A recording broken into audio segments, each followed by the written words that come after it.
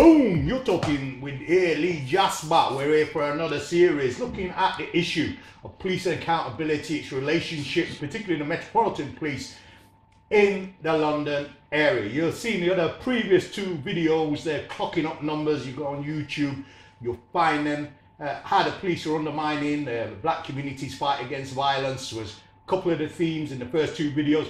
But today, in our third and last series in the police focus, we're going to move on to other issues. We're here in Tottenham, and you know, I consider myself a master in policing statistics, policing policy, policing issues. Less so today because I'm not at the heart of the discussion, but when it comes to issues on the street, there's only one other brother I think in the country that I think is equal or even above the knowledge that I have, and that's the man that I'm with today, right here in the heart of Tottenham, North London, Stafford Scott. So you're going to get the interview of your lifetime. Just stay with it. Boom. How long? What's up? I don't even know. I came from Mangrove. I think that's over 30 years, early 80s. We've been vibing, riding, and dealing with the issues in relation to policing in the black community. Nothing don't change, bro. Nothing don't change. If anything, things get worse. At least we're a little more solidified in that day. But give us your assessment of where you think we are in 2018, 19. Police and black community relations in the capital. What would be your view? Simply put, institutional racism within the Metropolitan Police Service is worse today than it's ever been.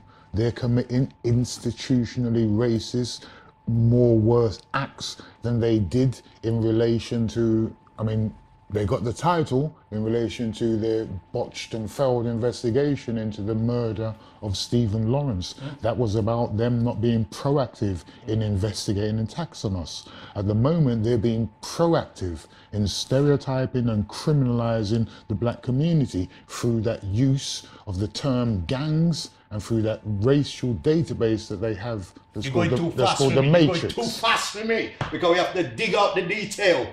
Now, you said institutionalized racism is worse today than it was at the time of the McPherson report publication. I'm going to concur and agree with you, because I made the point that when that report came out in 1999, stop and search in the Met was 110,000 thereabouts. 17 years later, when Boris was in power, that had risen to 1.2 million. And so the proportion of black people then found themselves continually subject to repeat stop and search had gone through the roof. McPherson had given us a brief period of respite.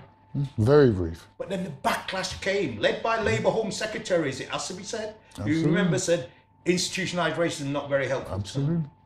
And from they knew that the reins had been loosened on the McPherson thing, it's almost like taking the medicine for a virus, but you don't take the full course.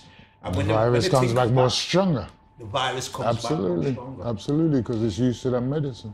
So we think it's worse. What's your relationship with the police these days? Mine is non-existent, I have to say. So nobody calls me, I don't call them. I don't mind that. That's the way I like it. But what about you? When they call me, I tell them to spin on it. Okay, and some of them do still call me, but I've stopped. And you know, Lee, I've gone out my way to engage with the police, not because I want a friendly relationship with them, but because we want peace in the community. We want good police community relationships so that we can address the serious issues that are going on within our community. Because let's get this right, we're both black activists, we both get put in these little boxes. But we want the killers in our community locked up. Absolutely. That's exactly. Absolutely. I want anybody who can run down another child that looks like them. And normally they do it in a gang, brother. This bullying. Anybody who could take a knife and push into a youth when the youth is screaming for their mother should be brought and caught and taken to justice. But their friends shouldn't. just because they hang out with them. Their peers shouldn't, just because they know them. Police our community in exactly the same way you police the rest of the world. Yeah. But what's happening is because they've never invested in developing a relationship with our community, they try to find all these ways to short circuit that. And it means punitive policing, stereotyping and criminalizing of too many of our young people. I have to agree with you. And what about these nodding dog Negroes that they got up at Scotland Yard that constitute independent consultation with the black community? They're speaking in our name. Scotland Yard won't release the names of the people that are on their independent advisory group. They're not elected by us. They're not accountable to us. I mean, again, the thing about independent advisors, my old mentor, Bernie Grant, said that some of these people in public authority, especially the police, have an age-old habit that goes back to the days of colonialism, where they want to identify our representatives. The issue here is we're in the 21st century. No public body should be engaging with any individual. They should be engaging with people who are representative of the community. They should ensure that the community is aware that that person's in the hot seat. They should ensure that the community has ways to contact and engage with that person so we can give them information, give them advice, but most importantly, hold them to account for what they're doing when they're in there engaging with the police. The problem with most of the people who engage with police, regardless of their political view, the problem with most of them is they don't even know what the job is. So they go into a room, they don't know anything about ensuring you understand the policies, the procedures, the practices, and the strategies. So they go into a room, they get some copper that just sits down with them, throws them a bit of lots of numbers, and they nod, as you said, nod, 9 times out of 10, because they don't even understand what's going on in the space, and they allow the police to continue what they're doing. We need people who can truly hold them to account. And if the police were honest and said that they really wanted to improve the services they give to us, they would welcome being held to account, because robust account will help them to give a world-class service to our communities. That they don't welcome it speaks volumes. Absolutely.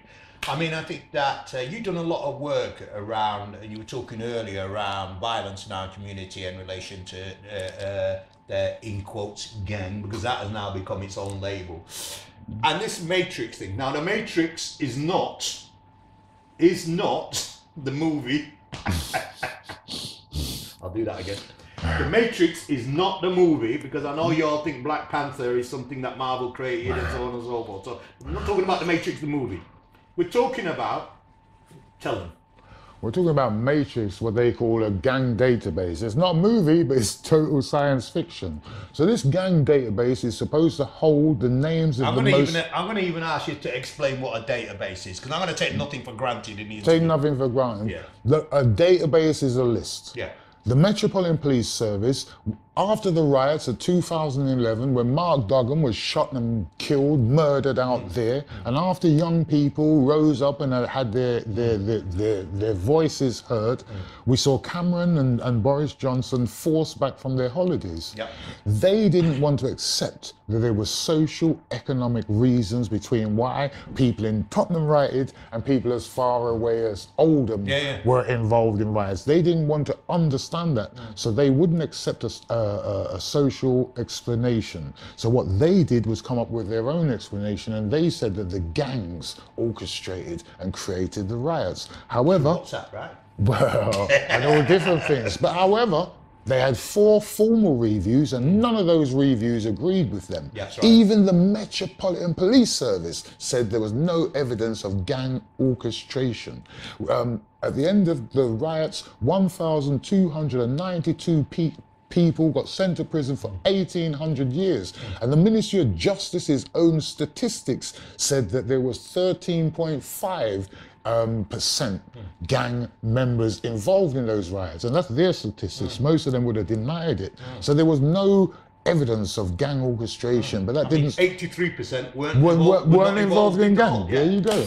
But the government carried on with this whole notion of gangs, and what they did is they took that Operation Trident, which we both... gave birth to, well, I gave birth to, and we tried to correct. We tried to correct, right? but Boris turned it into a sack of poison pus, which has now attacked the black community. So be careful what you ask for. So well, there you go, bro. Yeah. And you know my politics at the time, but let's not go there. So instead of delivering a service to our community, this Operation Trident has used our community as a means of becoming a stepping stones into the upper echelons of policing. So what they've been doing, we believe, is they used to help to put guns on the streets of London.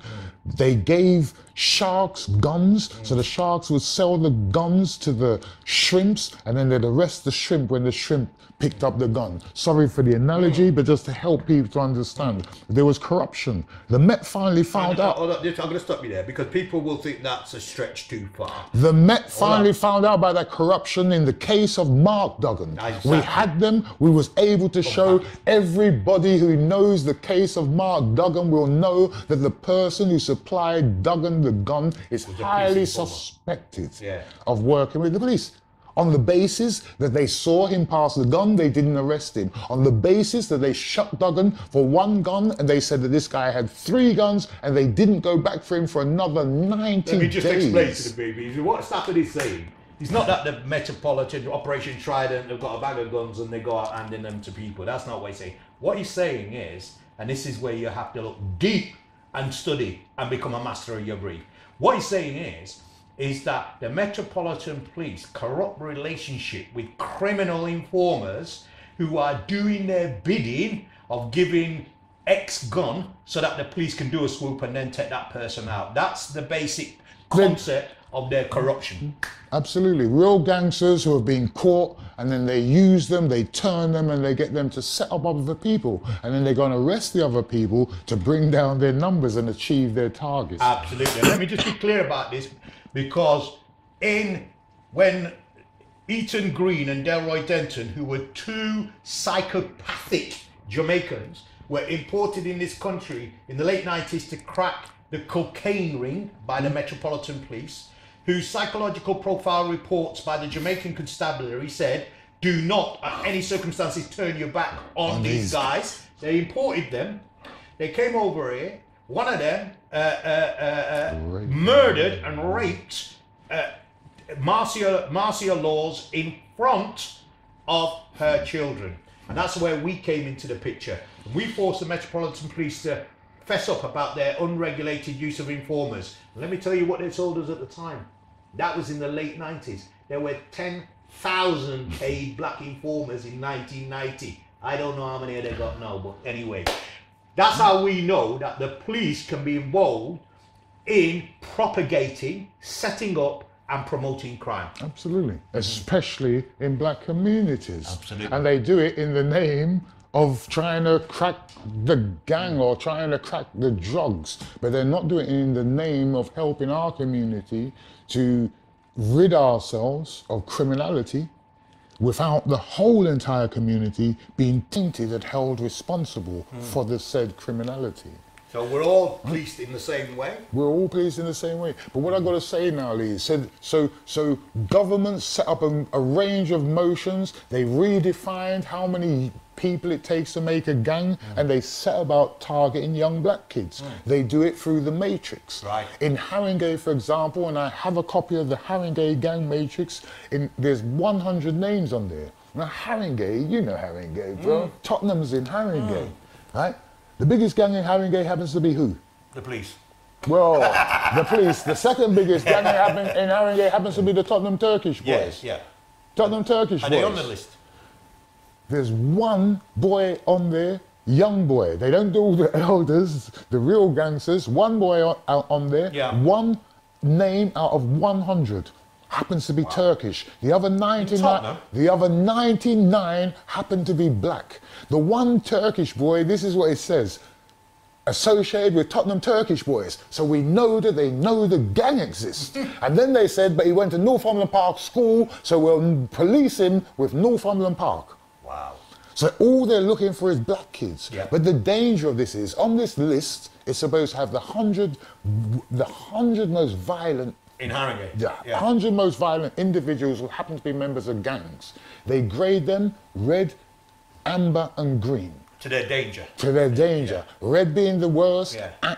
Green being the least, right? The highest risk, the lowest risk. There's only 6 individuals on the Haringey gang matrix who happen to be in red. All black. They're all black, but only 6 of them. This is supposed to be the most violent. Yeah. Right? Those where there's evidence of violence. There's 32 who happen to be in amber. So let me say the first 6 who happen to be in red, they may be known for using violence. Yeah. The ones in amber, they may have been arrested with a knife. Yeah. They may have used a knife, but there may not be any evidence that it's gang related. Right. And some of them are arrested with knife possession. So they're just known to Right? police. They're known to police and there is some evidence. Yeah. 67% of them who happen to be on this list, though, are in green. 40%... So the majority are in green. 2/3 are green, yeah. and it's reflected... What does green mean then? Why are they on the list? It's reflected... This is Haringey, but it's also reflected right across I London. know it's in Lambeth. The reason that they're on the list is because they happen to be the friends, the peers, and the acquaintances of those who are in the red. So they know people in the red, and that's how they And get that's put in how the they green. get on the list. 40%, look, 67%. The majority do not have any what they call a harm score. Yeah. The computer generates a harm score, so their likelihood of committing violence, their own computer tells them is 0. Some of them have a victim score. Yeah. Because they've been a victim of violence. Now And they're still on the matrix And they're as a still on victim. the same matrix. Now the Met tries to justify how you can have victims and perpetrators on one database. But I'll tell you the justification is really simple. Yeah. There's only one way you can put victims, and could you imagine them putting victims of rape and rapists on the same list? No, they wouldn't consider it. Yeah. They do it with our lot because they're all just niggers. Yeah, they right. put them all on that list together, and then they share that information with local authority, with the Department of Work and Pensions, so that means the careers office, the benefits office. So all of these kids all get sanctioned. They can't get moved. Hold on, They so- said with hold on. councils, Hold on. housing associations. Hold on. Oh, you're going too fast for these people. So if you're Rewind. on the list, right? If you're on this list, even if you're in the green, the implications are that the information about you being friends with Tommy in the red has been shared by a council. No, let me be clear. The information isn't, once it gets shared, the police may know that you're only on there because you're friends with Tommy. Yeah. But once they share the information Everybody's assumed to be. Everybody's assumed to be a gangster and a risk. Even the Information Commissioner's recently done a report, and it's clear that the receivers of the information are incapable, not experienced, or distinguish. expert in, and do not have the ability to distinguish. So what it means is young black kids who happen to be in green, never committed a crime before, because 40% of them have no criminal record, are being policed in the most harshest manner possible. And what's happening to them? Not just by the police, Yeah. but by the whole entire system. What's happening to them is they're creating their own world. No, but what happens to the? What I'm saying is, what happens as a consequence of them being on the list? What happens as a consequence of them being on the get list? sanctioned. It's life chilling. That's the end of them, basically. Yeah. If a school is informed that you go to their school and you're on the list, they want you out. You're out, and your friends are also getting pushed out of school. Right. You're not going to get no benefits. They're not going to give you no training and opportunities. If you get a job, they'll go and tell your employer. They'll go and tell your employer. They'll go and tell your employer, and you can't move off of the estate or the ends that you're on. Right. Their life is effectively over. They don't even realize it. But the impact of that is the building of frustration and anger. Yeah. We've got kids, and some of them are children, you know. The youngest person on the matrix is 12. Wow. So we've got kids who are being bullied by the whole entire system and state. They've been policed in the most oppressive way, but not just by the police, but by the entire system. So this So imagine the multi-agency anger. thing, the multi-agency The whole thing that entire we're agency is against them. So when they get the list, they decide whoever's on that list, we take whatever action we like to get that. Is there any accountability for these people? None whatsoever. Again, the Information Commissioner has conducted research, and is further going to research what that third sector did with that information. Good. But what they've said and what they were clear about is at the point that the police engages with a third-party agency, it is with the intent to cause distress and harm to the target. Right. Okay? So let me tell you, You know anybody who's on the matrix? Anybody who's on there, especially those in green, they need to go and find solicitors. Quick time. Because right now, the checks... How do you know if you're on the list? Well, that's the most difficult thing, because there's a secretive list. And that's another part of the problem. They don't tell you that you're on it, and they don't tell you how you can get off of it. Because now we're in the land of like complete conspiracy. They don't tell you they're on the list. And they don't tell you how to get off of it. And they don't tell you how to get off of it. That's why it's called the Matrix. I think that's perfectly explained, and I need not go any further. So you can be on the list. You can find yourself subject to all these different sanctions, exclusions, attentions, refusal of jobs as a consequence of being on the list. Absolutely. Now, you've been at the forefront of making sure that these issues bust through. And we're busting. This mayor has been probably the least accountable mayor I know in relation to racism within the mayor. He's not doing anything about it. He's not responding to our suggestions of what should be done about it. You're a politician. He's not engaging with us. You're a politician, so let's be honest. This mayor out of every mayor is the only mayor who talked to the black community and said, I understand your issues. I used to be a solicitor. I've been stopped and searched myself. I will deal with it. And he has reneged on every promise he made us, brother. But this is literally represent Minister Farrakhan when he tried to get into this country. So one would think his credentials in terms of understanding the black community were solid. Well, maybe that was more about being Muslim than understanding the black community's needs. So. Oh, maybe it's just money. Well, maybe it's just money too. I'm sorry to be so cynical, so but he's been weak. Is he taking any notice of what we're saying in relation to the Matrix? Absolutely weak. So what we just had was MOPAC, the Mayor's Office for Police and Crime, the people who are technically their bosses, carry out a review of the Matrix. Right. They were forced because of the work carried out by the Information Commissioner to come out with a review that was actually damning and actually calls for the complete overhaul of the gang matrix. So the Information Commissioner, whose job it is to look at how institutions use information, whether they're using it in the right way or the wrong way, said, dismantle this, it is toxic.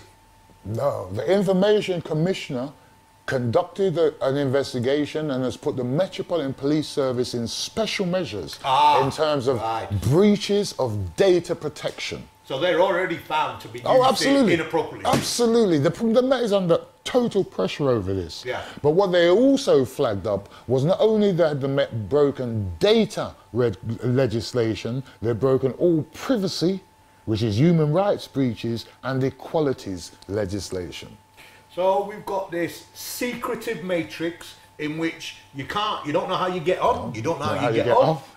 But what you do know is once you're on, your world could end. It collapse. They're on you, man. Well, you heard it here from Stafford. If you need to look at this thing, just Google Stafford Scott on Matrix. You'll get all the detail that you need. And in conclusion, Stafford, I know that you recently suffered an arrest, and you know we've been doing a series where we looked at Ken Hines, he's from Tottenham. We looked from Councillor Mohashi, who's the chair of Lambeth Stop and Search, and others, all of whom working with the police to try and improve things, find themselves arrested. Now, we know a few years ago, it's just come to conclusion now, you were arrested.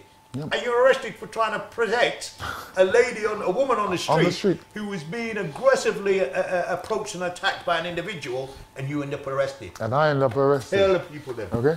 So as you say, is a lunch break. I'm walking with a colleague, a guy who it turns out later on has mental health issues, behaved in aggressive ways towards my colleague. I kind of shooed him away. Eventually I work out that he's not quite right, so I just shoo him away.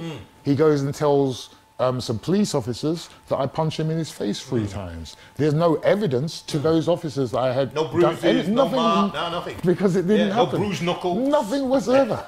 They come and they violate me. They come and give him a sly one though. Had I known that this was going to happen, maybe he would have got one. But he had mental health problems. No one should do that. Absolutely. He tells these police officers that they come and they violate my rights. Come and grab me. They don't come to speak to me. Come and grab me, hold me up, handcuff me up. You've seen the video where a police officer is saying on video that I'm being handcuffed because I happen to be bigger than them. Because eventually they're told that he is actually the aggressor. They say that he's under arrest and at no stage do they handcuff him. Long story short... So you're a big... It's being a big black guy means you're automatically handcuffed and restrained by the men. Is that their new policy? I think that their new policy is to attack and ask questions afterwards. And that was exactly what happened here. Yeah. They assaulted me and then they asked questions afterwards. So I get arrested, I get taken to a police station. The police sergeant writes on a note, Stafford Scott, the person who I now know to be Stafford Scott, big, black and stocky. I mean, look at me, big black and stopping. But again, it just exemplifies that in the eyes of the police, psychology. It's almost as if we magnify in size the minute that they have to come and engage with us. And that's the only thing that you can believe. That's why they use such high levels of violence with us. We're the most likely to have force used on us, the most likely to be tasered, the most likely to... Aren't we the most disbelieved set of people in the United Kingdom? Even when we get our Windrush papers and say, I've been here for 20 years, you're still on the plane. You're still in deportation. Well, we're the most disbelieved community. Institutional racism so you got isn't just in the They police took you, force. They kept you for 10 hours, they messed you around, and eventually, no charges. No charges. They keep me, messing about for a Did little while to apologise? answer bail. Eventually, 4 years later, How long? 4 years it took. After the event? Absolutely. What, they apologised? Well, they don't just apologise. I had to sue them. I've sued them before. I've sued them this time. Yeah. 4 years later, I get an apology from the Metropolitan Police Service. Wow. I've even got the word racism in there. Not just an apology, Yeah. And I want the young people who listen to this to hear. I didn't just get an apology. I got £10,000. Rewind that because they're going to be... Ears are going to be pricking up. Tell them again how much you got. I want the youth them out there to hear, the young man them and the ones who call themselves man them. Can't we have to stand up to these people, brother? I got 10 bag of sand, £10,000. But that's nothing. Between me, my family and my in-laws, we've had £180,000 off of the Metropolitan Police since the 1990s. People have to stand up. But better than that, for the first time, I also got a mealy-mouthed apology from DAC, from DAC Richard Martin, who happens to be the head of professional standards. It's a mealy-mouthed apology because he offers to meet me.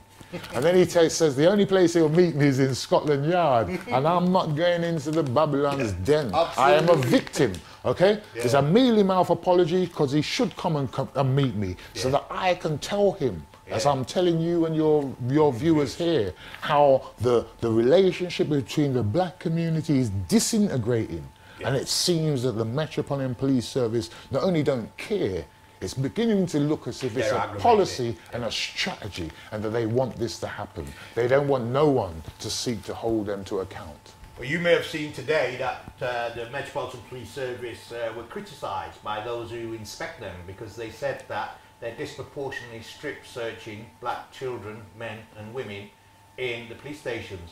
And you know something, there's been a vibe in the black community for years, ever since we were growing up. You know, it is that some of them police officers are a bit sexually kinky, and they like to see black people naked, whether that's children, men or women. It's a horrible thought to have in your head, but I gotta speak as I find it, and that's what the community... You've heard that before, right? The same visions of stripping black people in the cells today goes back to the days when they used to own us a chattel. They get a kick out of that. So you know that the disproportionality of the Metropolitan Police is all over the place. Now, we're going to wind up with Stafford because it's been great talking to him here this evening. And I mean, you just look up Stafford Scott at Google, you can find out how to contact him, you find out the stories, the web pages, get some more details. But the primary message he's sending you is that it pays to stand up. He's got compensation. Yeah, so we can take on the police, and we need to take them on in the courts and make sure we stand up for our rights.